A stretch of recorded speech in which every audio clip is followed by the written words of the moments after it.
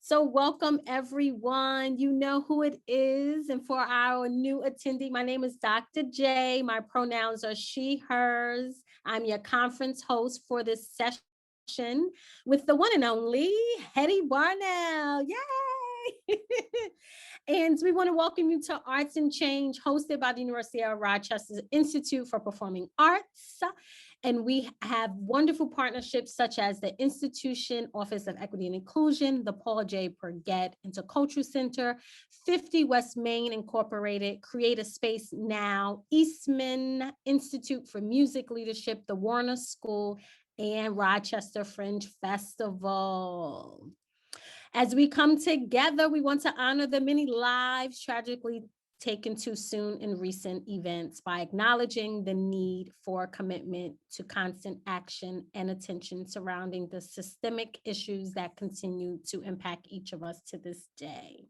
You all know the script, it's in the chat, and I'm jumping around, so extend me grace, and I hope that's okay. We are recording today's session. Actually, let me say this one. While we have encouraged each presenter to make every effort to create brave and safe space, we would like to encourage you to attend these sessions in the way that you need to, and thank you all who have. While we know that discomfort allows for growth, we would like to remind you that you have agency to make decisions that keep you safe as we embark on potentially difficult content and discussions. As we are all here to learn and grow, we welcome you to challenge ideas, but ask you to agree to challenge the idea and not the person. We also want to remind you that the individual presenter views do not necessarily represent the official ideas or beliefs of the University of Rochester, the Institute for Performing Arts, or its partners. You can enable your live transcriptions in the Zoom view. Please click the arrow to the right of the live transcription box. We are recording today's session, so please note your spoken, written, and image may be included, as well as your transcription. In order to be identified by first name only to protect your privacy, we invite you to rename your Zoom profile with your first name and your pronouns if you feel comfortable. Breakout rooms are not recorded. Thank you for joining us. And now I have the honor to welcome Trae Blanco, who will be presenting on recognizing the importance of all through intentional programming of music for all. Take it away, Trae. Thank you so much for the intro. I appreciate it. And welcome everyone. Thanks for being here today. It's fun to see a couple familiar faces that I haven't seen in a long time, just jumping in on this. So it's great. I have a lot of questions, and about 10 years ago, I mentioned this morning, we had this really great sort of virtual coffee hour with all of the presenters. And I mentioned that about 10 years ago, I heard a conductor, Michael Tilson Thomas, speak about engaging with audiences in ways that bring us to them instead of them to us. One of the number one reasons people don't attend concerts, classical music concerts that is, and perhaps this applies to any other sort of indoor concert hall concert or performance. But the number one reason people said they didn't come was because they didn't know what to wear, was the first thing. And then the second thing was they didn't know when to clap. And so, we talk a lot in secondary education as well as in higher ed. There's a lot of conversation around idea of inclusion, diversity, equity, and access. And I think that when we think about performers, regardless of race, socioeconomic status, or anything, access is a big question. So a lot of what I'm going to talk about today is not so much going line by line and composer by composer and saying these are the works that I think everyone should perform, but more conversation about organizations and performing artists across the globe that are doing things that I think bring people to their organization, to their performances, by providing them and performing them in places of access. And sometimes that's just in their own concert hall, but through a different lens. Sometimes it's in a different space entirely. And sometimes it's a makeup of 10 or 15 different groups coming together, which I think there's a lot of strength. Several of our folks over the course of the next few days, presenters, are speaking about group work, multiple organizations collaborating together, and I'm thrilled to hear those over the next couple days. And I hope that these are some examples that I think resonate with all of us. So I'm going to just sort of launch in with asking you a question, and while you maybe pencil an answer or drop something in the chat, I'll play something for you from a performance in just a second. But I'd like for you to ask yourself, when was the last time you attended a concert or a performance? It doesn't have to be a musical experience. It could certainly be dance or poetry or theater. When's the last time you attended a performance in a non-traditional space? Okay, so when's the last time maybe you saw theater in the park, or maybe you saw dance in a school gym, or maybe you saw a hip hop artist in an orchestra concert hall, or an orchestra in a giant basketball arena. So just ask yourself that question, and if you have any thoughts, you can drop them in the chat, but I'm gonna play something for you while you do this. This is an example of a performance that I did several years ago, actually, at Arizona State, when Amy, who's on this call, and I were both students there, and I'll tell you more about it later as we sort of go on. But think about that concert experience for a second. We'll just listen to just the beginning of this. Ladies and gentlemen, the music of Bob Dylan.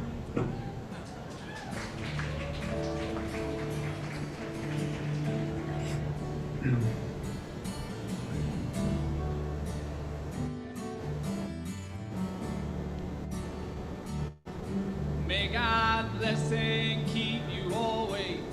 May your wishes all come true. May you always do for others, and let others do for you.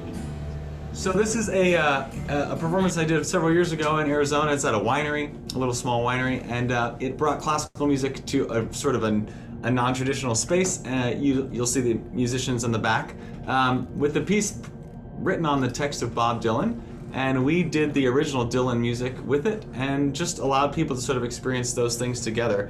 I love all the things that many of you are talking about here. My favorite one on this chat right now is that someone watched a concert on Zoom. That certainly became something over the pandemic where you got to watch someone, live from your living room, and they were performing on stage somewhere. So that's, I guess, if there's a silver lining to any of the last 2.5 years, that's certainly it. So, too often in concert programming for performing ensembles, we feature these ideas or themed concerts as a method of introducing diverse or different types of composers and music. I think we had heard a couple people earlier with Lisa's session talking about how do I recognize, what identities do I recognize myself with, and I sort of self-identifying those things. And so one of those things you might see, when we talk about these sort of pop-up thematic things, like here's an example. So this is a Minnesota Beethoven Festival. Now don't get me wrong, and there are several classical musicians on the call, so I'll speak with tiptoe here. Do we really need another festival of all Beethoven music? I mean, I don't know. I think most of the world has heard it, and there's a lot of new music going on, but it's a pop-up idea. So, so that's sort of one idea, maybe a thematic theme. We also come to themes like this, which, as we've been talking about race and sort of identifying our characteristics, we'll see here, the Chicago Symphony doing this Hispanic Heritage Month, sort of another theme in and of itself. The downside, of course, for me, and as identifying as a Latino myself, is that beyond this 30-day experience, the CSO, the Chicago Symphony, one of the largest orchestras in the world, and the top 5 in the United States, they have no other music programmed in their 2022-2023 concert season by Latinx composers or soloists, and only one Hispanic conductor engaged for the concert season. In fact, it's Tito Munoz of the Phoenix Symphony. Of course, I could go on and on through more examples and pick all sorts of other pop-up events, things like Women's History Month, Black History Month, and any other isms throughout the year that sort of result in the same results. So we do a pop-up event and feel like we did something, go us. But after the theme is put back on the shelf, this quick return to canonic music leaves much to be desired in the transformation of education of performers and audiences. And I think that we have to think about our performers as well, and I'll come back to that a little bit later. By zooming out to have a wider view of an ensemble's performance schedule, or our own performing ensemble's schedule over a larger time period, rather than this idea of individual themes, we can hopefully reimagine the future of, even the evolution of, or revolution rather, of a new method of programming to include music for all. In this session, we're going to talk about a few things, sort of three main points. This first one, intentional programming for performing ensembles and what that means for us as artistic leaders.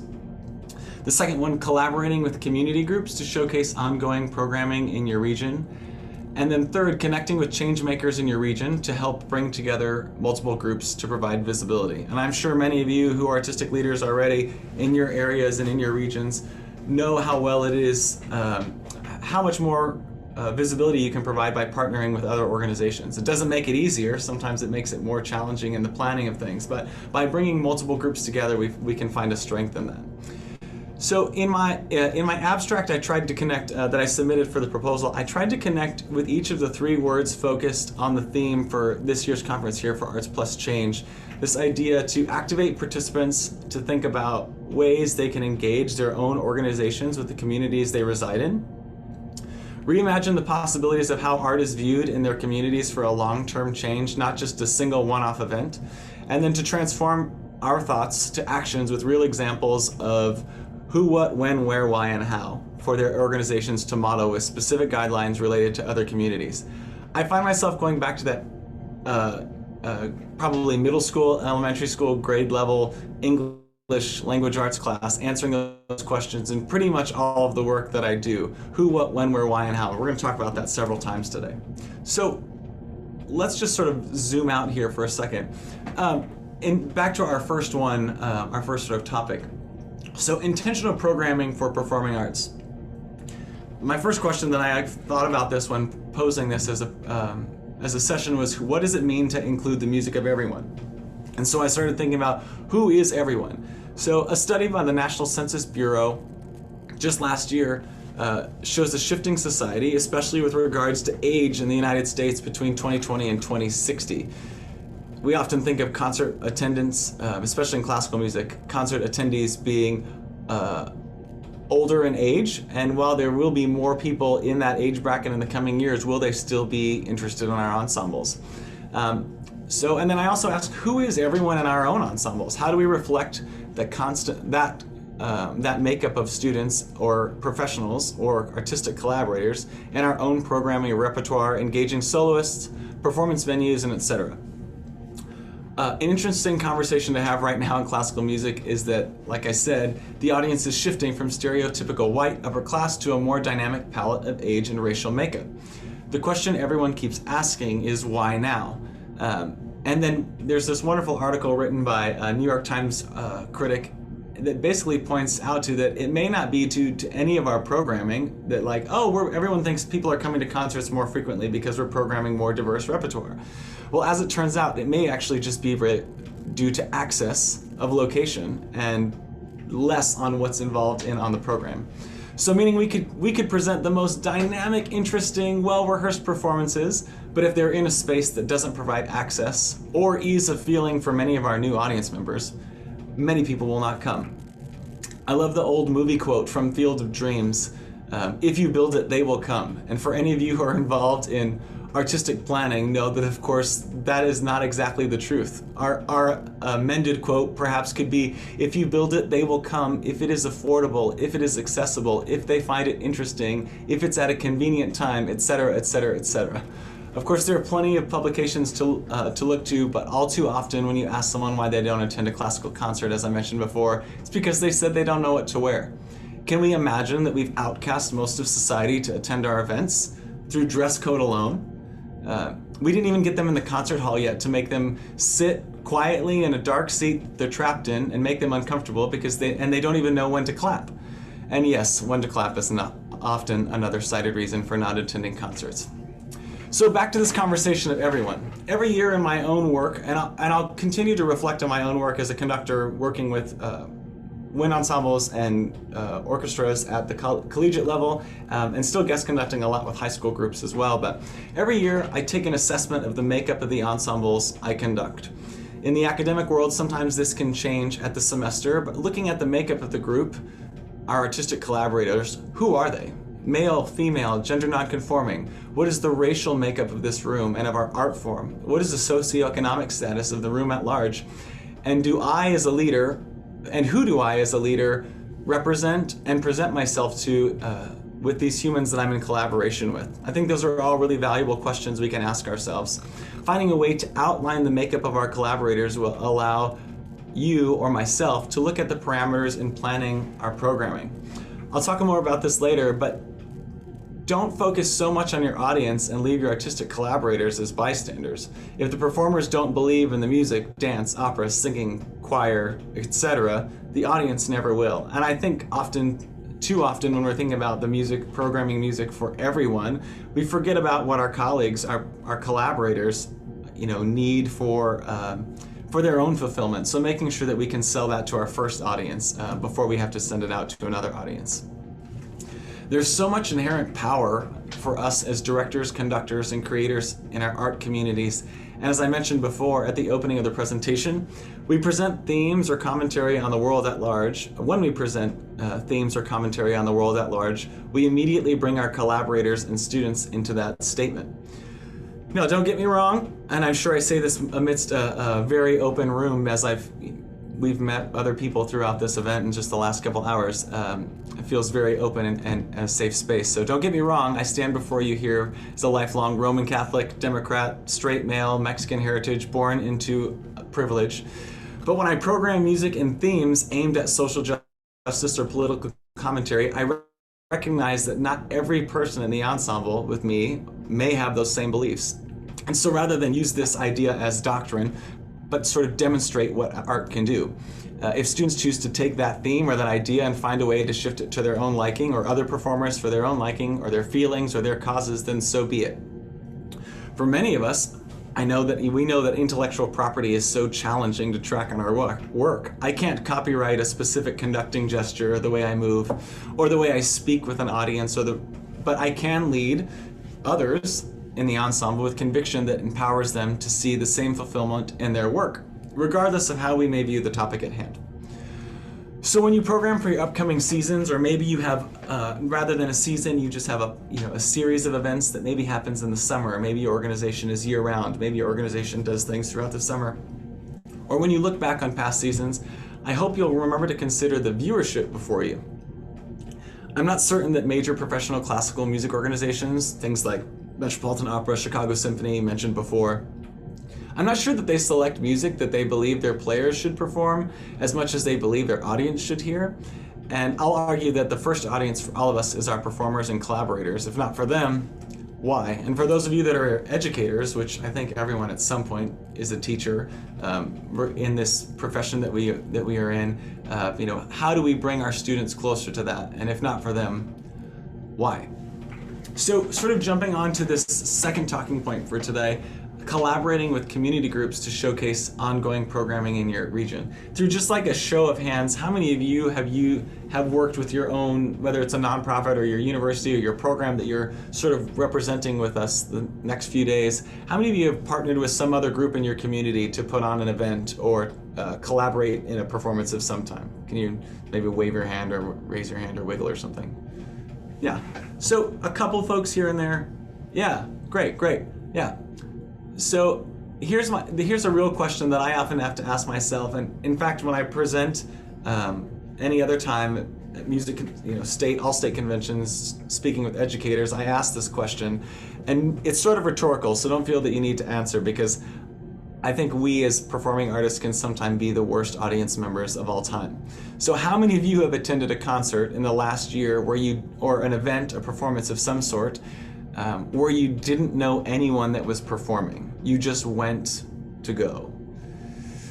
Yeah, I think when I answer this question in the room, yeah, that's great, awesome, so a couple people. Sometimes when I ask this question in a room full of music educators, and there might be 100, 150 people in the room, like 5 hands go up. And I always say, isn't this awful?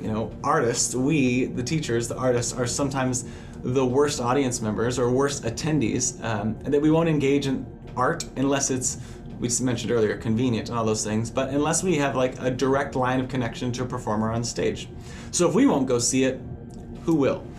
Of course, I mentioned earlier, there are many barriers to viewership and audiences. So before we can even talk about programming music for all, how do we look at our programming to make it affordable, accessible, convenient, all those things I mentioned before? So I want to show you a couple organizations that are sort of already doing some of this work and finding ways to collaborate. You're going to hear this first group I'm going to mention here next.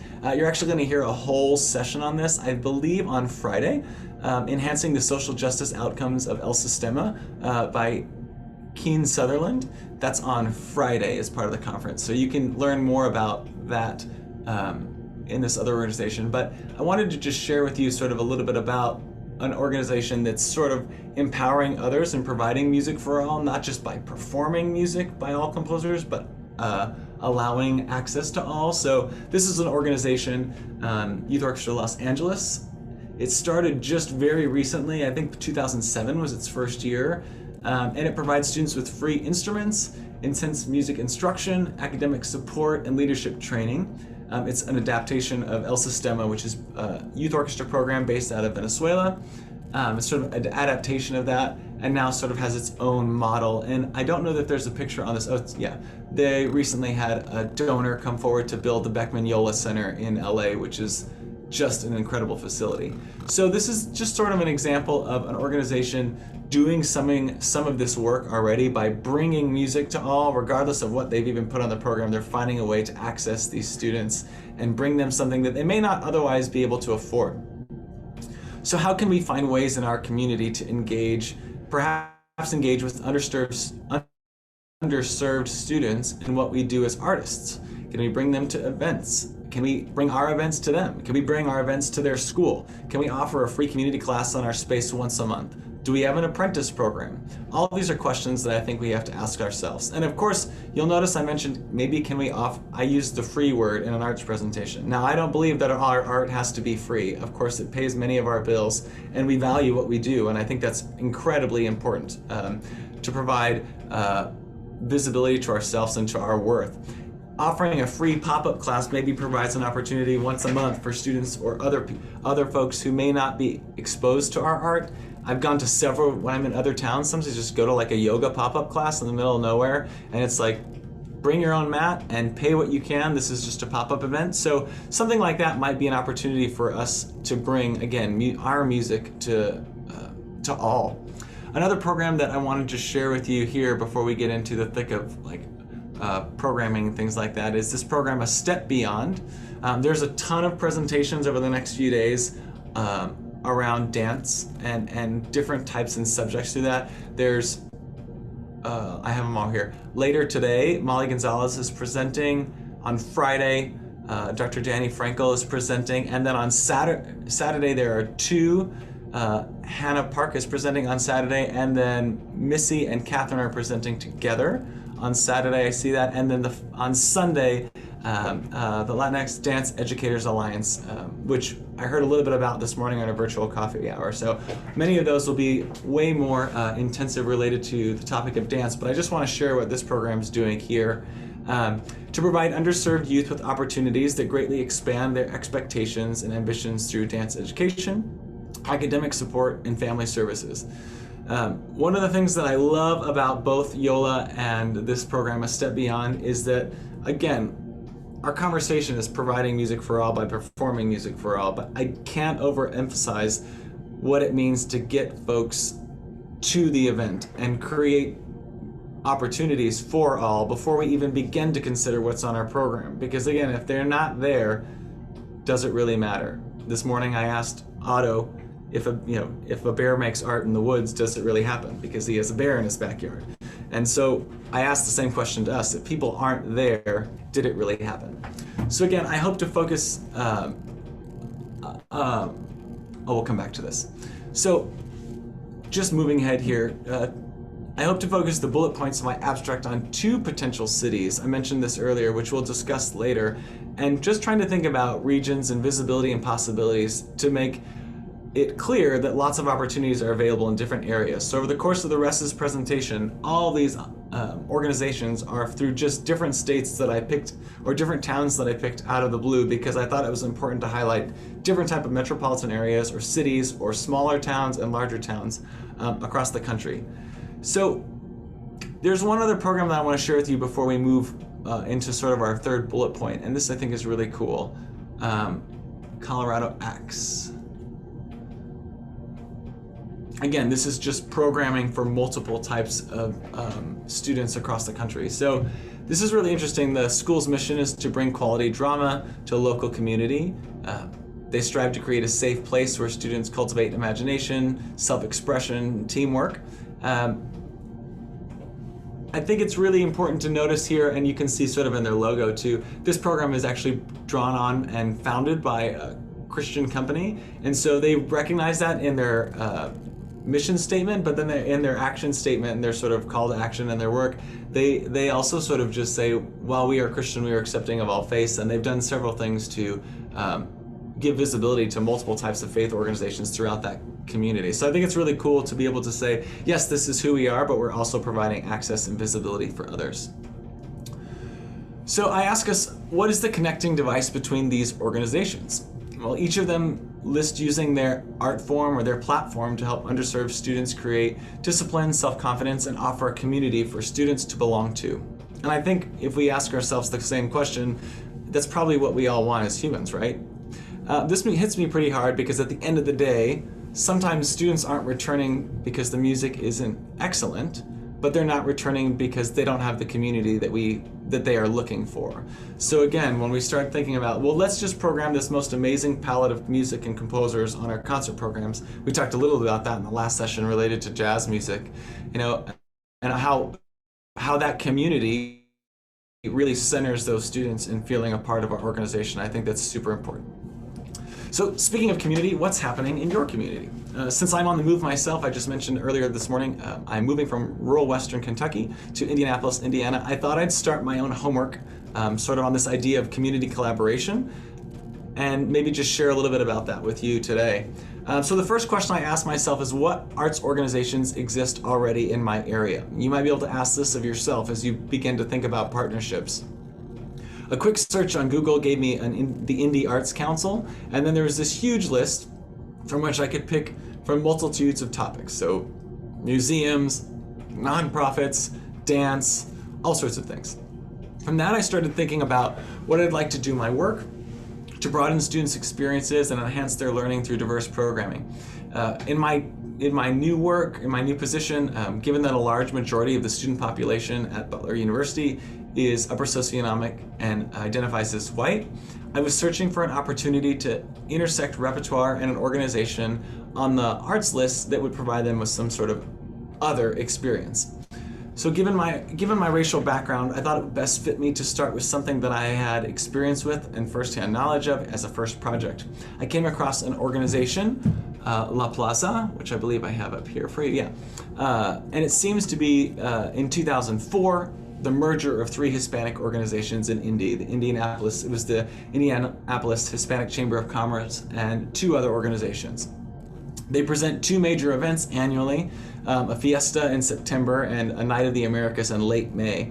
Given my work at Butler University and my wife's work at a Catholic parish church in Indianapolis, which is St. Monica and has 60% Spanish speakers, finding a collaboration with these organizations is sort of my goal, to provide an opportunity for students. Not only would it bring non-Hispanic students to experience a community they might not otherwise have, but it also brings strength to the community organizers at La Plaza and otherwise for being able to attract outside viewership to their events. If we only have just a few people who decide to attend concerts at Butler because of this collaboration, well, great. But if our students begin to experience Spanish heritage as the norm rather than a one-off engagement, it certainly would be worth it. It will begin to provide context to their experience of music by composers from Spain, Portugal, and Mexico, and Central America, and so on. Not to mention, the art created is now experienced by more than those who may just be trapped in a dark concert hall in silence, waiting to clap, but it all becomes participatory. There's another group here, and this is really quite fun because I think earlier today, Lisa, was it you that mentioned you had become a birder? Was that you? on your walks, someone mentioned they started listening to birds. I don't remember who it was this morning on their long walks in our coffee hour. In any case, one of those things that came to mind was, it was Anne. Great, thanks. So I just kept looking at other organizations that were doing things and thinking about ways to bring what I do to them. And so perhaps some of these will spark interest for you if your organization can connect with something locally based on what you're doing. So I saw this North Carolina Museum of Natural Sciences. I'm using two screens here, so if I'm looking off, I'm not trying to order fast food on Grubhub or anything over here. I'm just checking my other monitor. But they have this huge exhibit of birds, and you can see live birds, and you can walk through this whole atrium, and then they have a lot of recorded bird sounds. And I thought, there's some pretty weird music in classical music based on bird sounds, and it's kind of hard to listen to. Oftentimes it's very atonal. I'm thinking particularly of a composer who decided that he would be sort of the grandfather of composing bird sounds, Oliver Messiaen.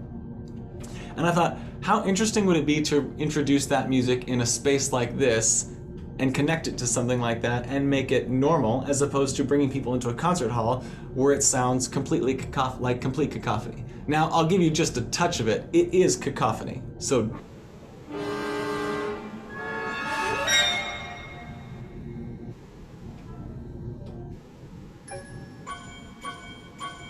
it's like a conducting nightmare. The longer the piece goes on, the more he includes different types of bird sounds, and even throughout the score, he writes specifically, this is the bird I was thinking of. So you hear some high chirps and all these sorts of bird calls. There's a lot of percussion sounds and flute things going on. And I thought, what a cool way to be able to introduce a piece like that and say, in our amphitheater here indoors inside the museum exhibit, we'd be able to present something like that and connect what we do as classical musicians to something in our community. Like I said before, of course, any trained musician knows this music is very difficult and not often performed. However, to a lay listener, perhaps when we can navigate the bird sounds, it might bring someone more interested into what it is that we do, and perhaps even feel like an invitation into the concert hall. So let's talk a little bit about this last bullet point before just go into example hour. So our conversation point today, the third one, is connecting with change makers in your region to help bring together multiple groups to provide visibility. So finally, I want to just lead this with this sort of statement that no one knows your community better than you do. And this is maybe the harder part here, semicolon, however, comma. We probably know fewer community organizations outside the arts than anyone else in our cities. Right, so I feel like I know my city pretty well. I know that there's the Paducah Symphony. I know there's the Paducah Youth Orchestra. I know that there's all these things going on. But if you had to ask me, do I know of if there is a professional dance company for children? I don't know.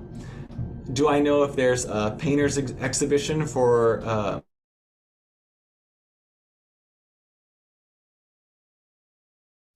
Oh, did we lose Trae? Can you all hear me? Yep, I can hear you. I think we lost. We lost Trae. Let's just wait a moment. Maybe it will return. Yeah, he might have to relog.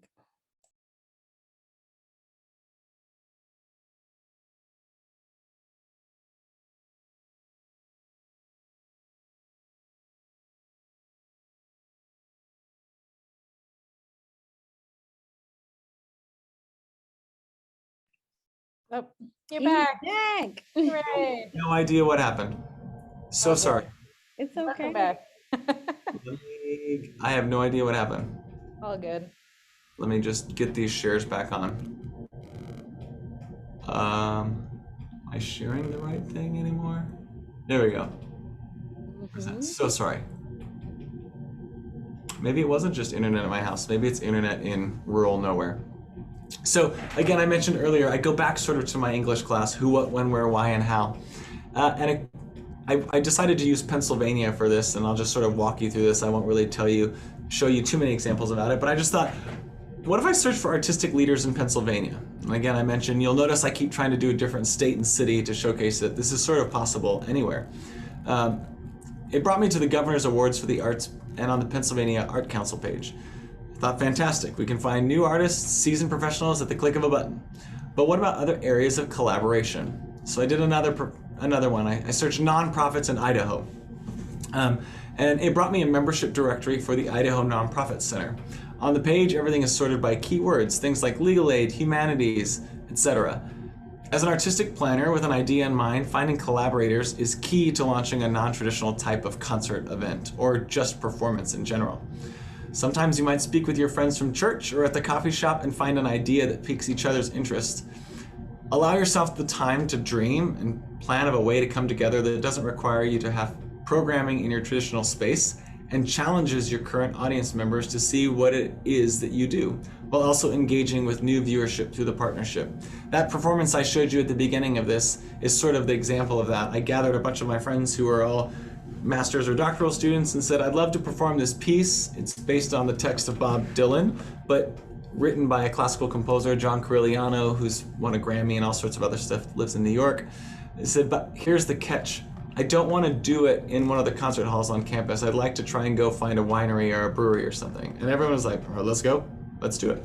And so it was a great way for us to say, hey, look, this is what we do just down the street in concert halls. Come check it out sometime. But since you haven't been there before, we'll come to you.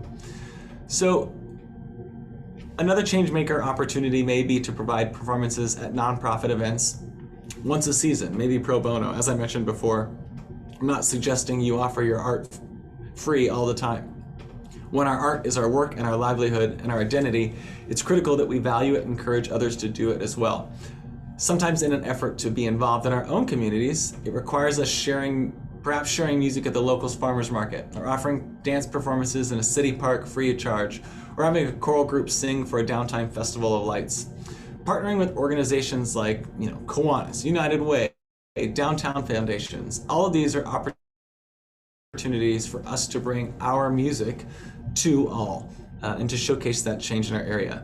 We have so much power as artists. I hope let us begin to use it in big ways to influence our communities for good in a very public way. Before time ends today, I want to share just a few more examples of organizations and people that I believe are working to make significant changes in the world of classical music. Now, I'll just announce now that the sort of last 10 minutes of this really silos myself because I just sort of outed it with significant changes in the world of classical music. But perhaps their creativity will spark an interest for you and your development of programming for your future arts organization or your current artistic collaborators. So, as I mentioned before, I think there should be just multiple here. One of the first things I have here is this Harlem Renaissance Festival by the New World Symphony in Miami.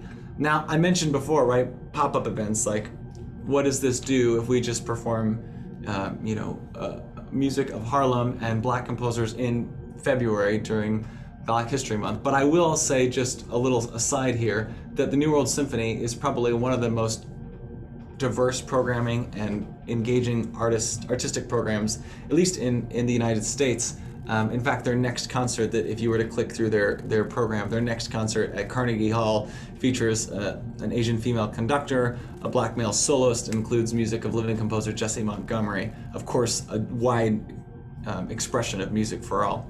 In any case, I wanted to share with you this is something that they're doing. They created a large, long-term, multiple-day Harlem Renaissance and beyond. It involves classical music, it involves non-classical music performers. It's indoors, it's outdoors, it has guest speakers that are both from the academic world, guest speakers from the professional world, guest speakers from just growing up experiences through the world of musical training in various experiences. There's a really wonderful bio and outline of the whole thing and the whole festival, and it was actually one of the most well-attended events at New World Symphony last year when they did it for the first time. And so I anticipate that now in a post-COVID time it to be even larger. But again, an opportunity for us to say, you know what, we live in upper crust Miami, and we have this really amazing concert hall. How can we create something to bring the music of elsewhere here and make it meaningful? And so through bringing in scholars and trained musicians and other performers, I think it's a really great way to say, look what we can offer to this community beyond what might be the norm. This is actually probably the most exciting thing that I think is going on, this program at the San Francisco Symphony. It's called Soundbox. If you're not familiar with it, it's basically like an experimental theater. Oh, it went away. I'll just let you see the beginning of this thing.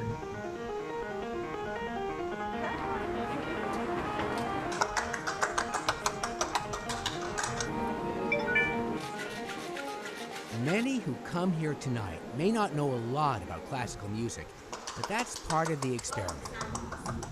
Soundbox is designed to appeal to people, many of them younger people, who never have attended many classical concerts before.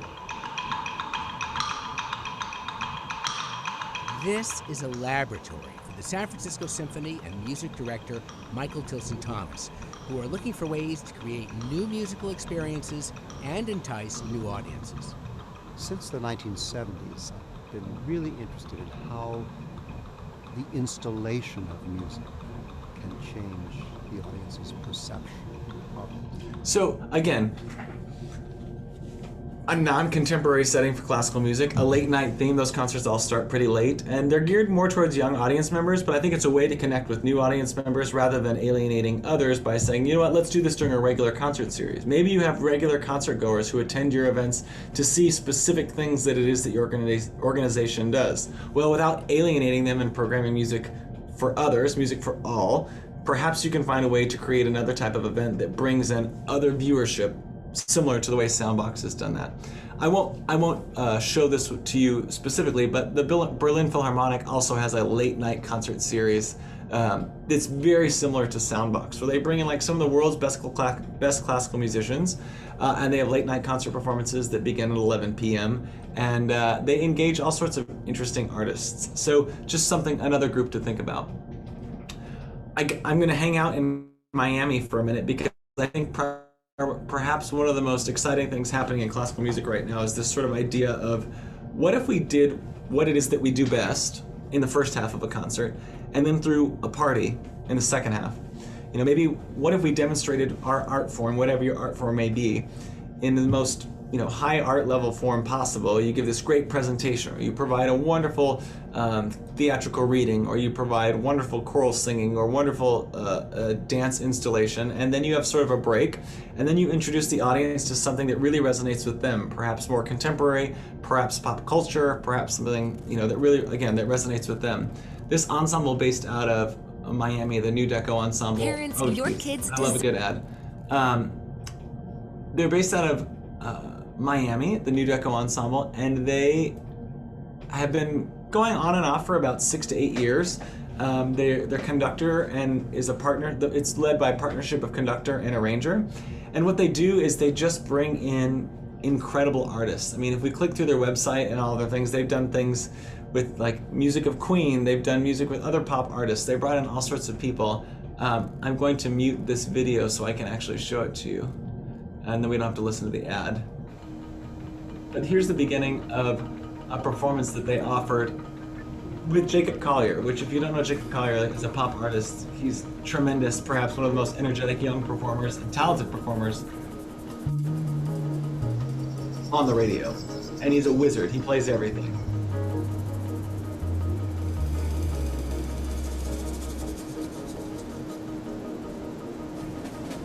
I'm going to skip ahead just a bit for you.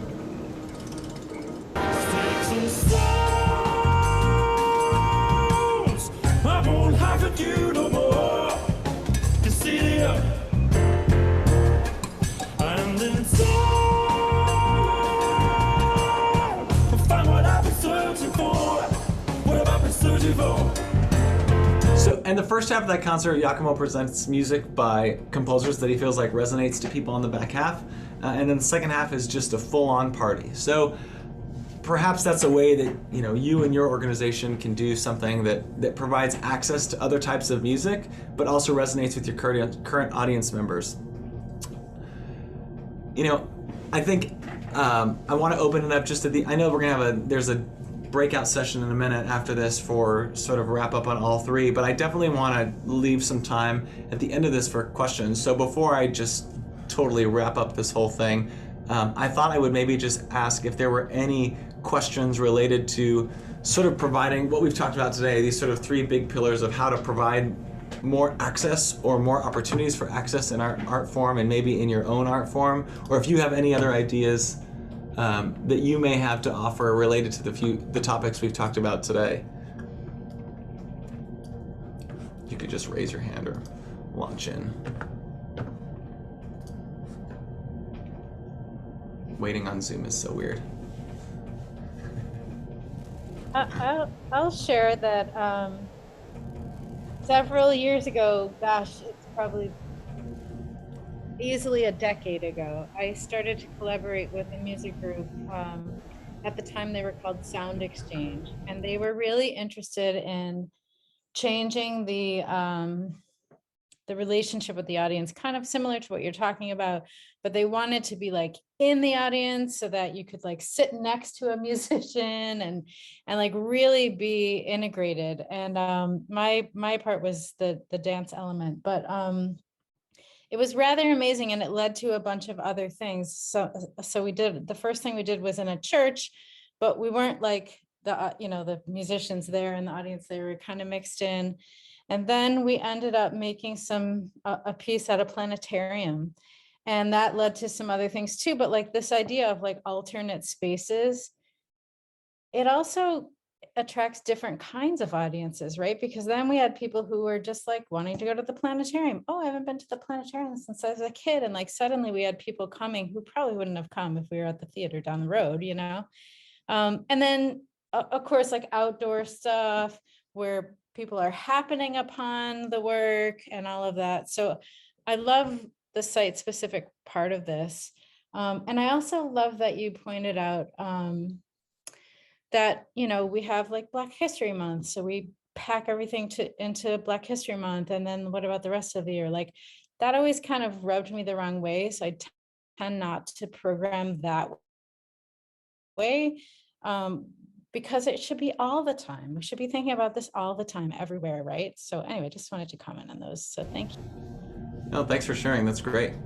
Anybody else have anything else sort of related to those performance spaces or just how to access to your art? Cool. Well, thanks for sharing. So I just was going to finish up, and we actually might end just a couple minutes early. I was worried I was going to go long with all these examples, but we might be okay. So I want to say that, of course, lastly, where would all these opportunities and performances be without resources for music and repertoire? Given my background in band and orchestra as a conductor, I wanted to share just a resource with everyone, and I'm sure many of those in the classical music performance world know about it. But just so you can maybe begin to access music for a more diverse season, maybe you're as a dancer or as other art forms that require music, perhaps it's a way to start seeking out other types of composers for your work as well. There's a database, did I put it in here? Nope, cool. I'll drop this in. I'll drop this in a minute. Let me make sure I'm sharing it. Share this. Cool. So this is just a database created by Christian Folk, and you can find the whole thing on composers. Oops. I frame this, of course, with, as I would anything else, right? The Institute for Composer Diversity has done a lot of work in preparing different types of databases and accesses to find all sorts of different things. You can search by nearly everything, country of origin, instrumental filters, and all this. This, of course, is just a filtered out version of music for band and orchestra, so it's sort of sorted out by that. I've downloaded a database that I use in my own work when sort of seeking out different types, trying to find new composers, new names that I don't know. It's sort of a great tool to begin doing that. I will say, of course, that just like all professional work and all gathered sources for in any field, there certainly is lots of discussion on the work of the Composer Diversity Institute, and it has come under fire for several things, particularly related to outing composers sometimes who may not have been out, related to their sexuality. if it was in their public bio, but maybe their public bio was private on their Facebook page and it was included on this. So there's been some conversations and some dealings with regards to the Institute for Composer Diversity, but I believe that the mission of their work was certainly set out in the right place. They just encountered some obstacles along the way that, having never charted out those waters, many of us may not have been able to sort of find ourselves. So I have one. I've lost too many windows now that we're talking here. Oh, here we go. And much of this, lastly, much of this probably seems very mundane, and maybe you're thinking, I know all of this. I know that it's an easy way to attract more people by partnering with others. With myself included, in this charge, I say, let's get to work using our art to change the landscape and expectations of what we do in order to connect our art with society. I mean, after all, isn't that what creators like Mozart and Radiohead wanted, to be music of the people?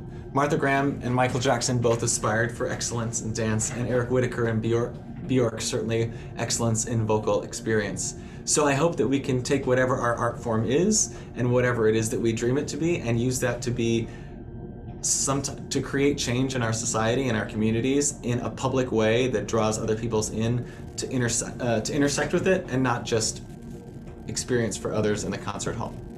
Thanks so much for your time today, everybody. I hope this was helpful, and if you have any questions and you want to stick around for the debrief, which I think starts at 35, is that right? It is. Yeah. So if it starts at 35, if you want to stick around for questions later for that would be awesome. Yes, please do, everyone. Thank you, Trae. Thank you. Yeah, thank you for having me. It was wonderful.